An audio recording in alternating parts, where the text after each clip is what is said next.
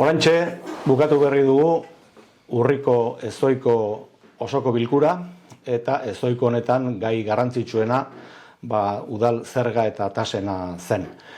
Eta udal zerga eta tasen gaian EH Bilduk baiezko botoa emandu aurten lehendabiziko aldiz. Orain arte aurka edo abstenitu egin izan gara gai honetan, gehienetan aurkako botoa eman dugu, gu behin eta berriz EAJ-ari eskatzen zergak eta jaisteko edota hainbeste zamatzeko herritarrak eta beraiek horretan tematzen ziren, ez ordaindu dezatela.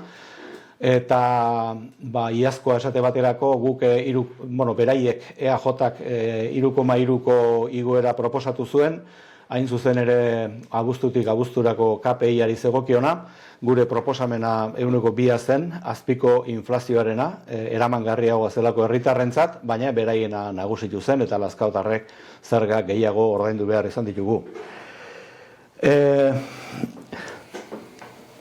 Beraz, oso pozik hartu dugu Alderdi Jeltzaleak aurtengo urte honetan egin duen 180 graduko norabide aldaketa hau oso pozik hartu dugu, gustora hartu dugu.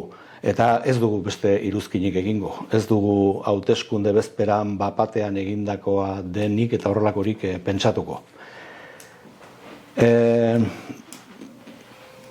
Zerak EH Bilduk ekarpen pare bat ere eginak zituen, proposamen pare bat eginak zituen, gure zergak eta tasak hobetzeko. Hain zuzen ere, bada taula bat, lanbide arteko gutxieneko soldatan oinarrituta, diru sarrera eskasenak dituzten famili eta herritarrei laguntzeko sortua, eta horrek 3 zergatan du eragina, OHZ-etan, higiezinen gaineko zergan, sasietarenean, hondakinen tasetan, eta urara eta estolderiaren tasetan dauka zeregina, dauka eragina, barkatu.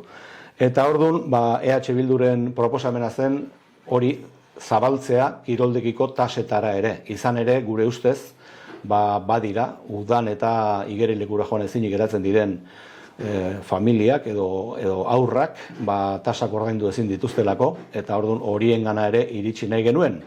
Eta erantzuna ezezko biribila izan da. Denboraz kanpo ibili omen gara proposamenak egiteko garaian, eta ezezkoa eman digute.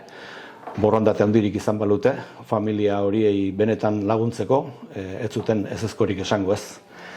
Eta horixe, zerga eta tasetan izan dena. Hala ere, maiztzeak EH Bilduk baiezko botoa eman die, PNV-ek eman duen norabide aldaketa horrengatik.